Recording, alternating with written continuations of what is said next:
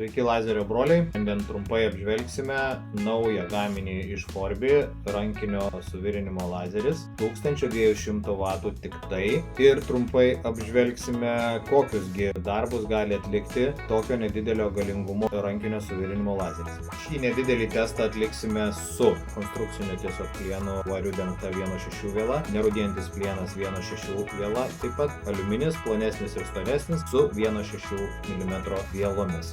Pasikeliu galingumą iki 1000 W, pravedimo greitis 300.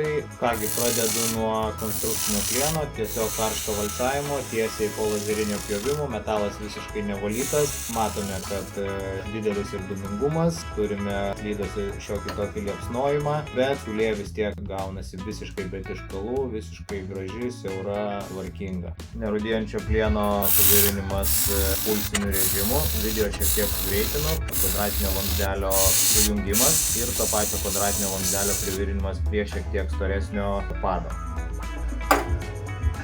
Ir pabaigai aliuminio suvirinimas, pakeičiame šiek tiek parametrą, aliuminiui reikalingas tiek kitas ir pravedimo greitis, ir dažnis, ir galingumas. Ypatingai svarbu reklamistam, kurie gamina aliuminį, iš plono aliuminio gamina įvairių formų raidės. Trumpas 1,5 plus 1,5 mm aliuminio suvirinimas ir pabaigai kiek storesnio aliuminio suvirinimas, pulsiniu režimu lygiai taip pat kaip ir virinome prieš tai nerūdijantį plieną, kampinė išorinė, kampinė vidinė.